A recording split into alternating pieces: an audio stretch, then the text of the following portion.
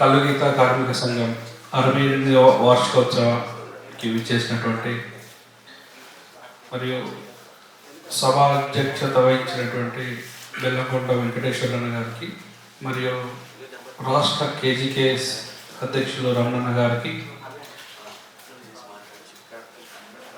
ఈ కార్యక్రమానికి విచ్చేసినటువంటి గౌడ సంఘాల సమన్వయ కమిటీ అధ్యక్షుడు అన్న బాలరాజన్న గారికి, ఐదు వెంకన్న గారికి మరియు అంబాల నారాయణన్న గారికి,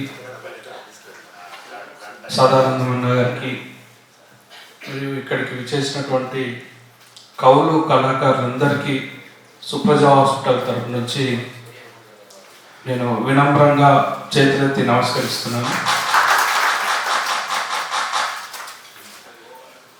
ఈరోజు ఇక్కడ జరుగుతున్నటువంటి కార్యక్రమం ఒక కల్లుగీత కార్మిక సంఘానికి వార్షికోత్సవం జరుగుతుందని నేను అనుకోను. ఈ తెలంగాణ రాష్ట్రంలో ఉన్నటువంటి అన్ని కల్లుగీత కార్మిక సంఘాలకు వార్షికోత్సవం లాగా నేను అనుకుంటాను. ఎందుకంటే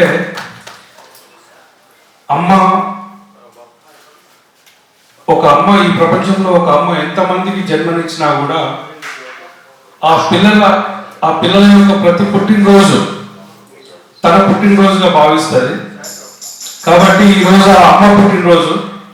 ఇక్కడ ఉన్నటువంటి తెలంగాణలో ఉన్నటువంటి కల్లుగీత సంఘాలన్నీ కూడా కేజీకేఎస్ని ఆదర్శంగా తీసుకొని కేజీకేఎస్లో ఉన్నటువంటి సంఘ సభ్యులని ఆదర్శంగా తీసుకొని ముందుకెళ్తున్నాయని నా దృఢమైనటువంటి నమ్మకం. అదేవిధంగా ఈరోజు కొత్తగా ఈ కల్లుగీత కార్మిక సంఘ వార్షికోత్సవ సందర్భంగా ఈ రాష్ట్రంలో ఉన్నటువంటి మన కమ్యూనిటీకి సంబంధించినటువంటి కవులు కళాకారులని ఒక వేదిక మీదకి తీసుకువచ్చి కల్లుగీత కార్మిక సంఘానికి ఒక కొత్త ఒరవడిని సృష్టించినందుకు నిజంగా నేను ధన్యవాదాలు తెలియజేసుకుంటున్నాను.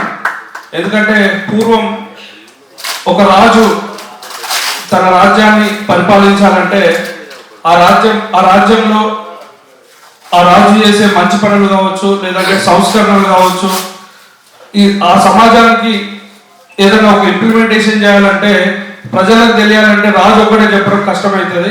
కాబట్టి ఆ రాజు కొలువులో అష్టదిగ్గజాలని చెప్పేసి లేదంటే కవులు కళాకారులను కూర్చోబెట్టుకొని ఒక ఇంప్లిమెంటేషన్ చేస్తే ఆ రాజ్యంలో ఆ కవులు కళాకారులు అందరూ తమ తమ పాటలతో ఆటలతో కవిత్వంతో ఆ రాజ్యంలో ఉన్నటువంటి ప్రజలందరినీ సంఘటితం చేసేవాళ్ళు. అంటే ఏ సంఘం నడవాలన్నా ఒక వ్యవస్థ ముందుకెళ్లాలన్నా ఒక మాట ఎంత ప్రభావితం చేస్తుందో దానికి 100 రెట్లు కవిత్వం కావచ్చు, పాట కావచ్చు, అంతగానో ప్రభావితం చేస్తుంది ఈ సమాజంలో. కాబట్టి ఈ కవులు కళాకారులతో ఈ రాష్ట్రంలో కల్లుగీత కార్మిక సంఘం ఇంకా ముందుకెళ్లాలని మనస్ఫూర్తిగా కోరుకుంటున్నాను. అదేవిధంగా ఈరోజు హాస్పిటల్ ఇండస్ట్రీ వ్యవస్థలో కొన్ని 100,000 కోట్ల డబ్బులు ఉన్న వాళ్ళు చాలా మంది ఉన్నారు. నేను మహాసభలో ఇచ్చిన మాట ప్రకారం ఈ రోజు వరకు దాదాపు ఒక 2,90,00,000 వరకు నేను ఈ తెలంగాణ రాష్ట్రంలో ఉన్న కల్లుగీత కార్మికుల కోసం నేను ఖర్చు పెట్టాను. ఆ 2 కోట్లు 3 కోట్ల డబ్బులు పెడితే నేను ఈరోజు బెంచ్ కార్లలో తిరగవచ్చు. కానీ ఈరోజు నేను బెంచ్ కార్లో తిరగకపోవచ్చు. కానీ నా దగ్గర ఒక 100 బెంచ్ కార్లు 100 ఆడి కార్లు ఉన్నటువంటి ఆత్మసంతృప్తి నాకు ఈరోజు కలిగింది 3 సంవత్సరాలలో.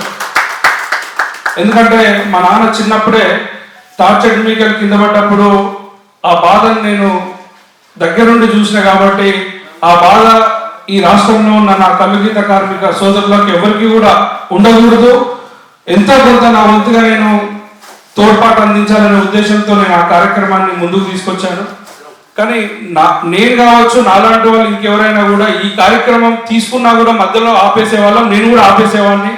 కానీ ఈ కల్లుగీత కార్మిక సంఘానికి ఉన్నటువంటి క్రమశిక్షణ నన్ను ఎక్కడా కూడా అది వదిలిపెట్టకుండా చేస్తూ వీళ్ళు నన్ను ముందుకు నడిపిస్తున్నారు. సో దానివల్ల నేను ఈ సమాజంలో ఒక వ్యక్తిగా ఒక వ్యవస్థకు దగ్గరగా నేను గుర్తించబడ్డానని నేను అనుకుంటున్నాను.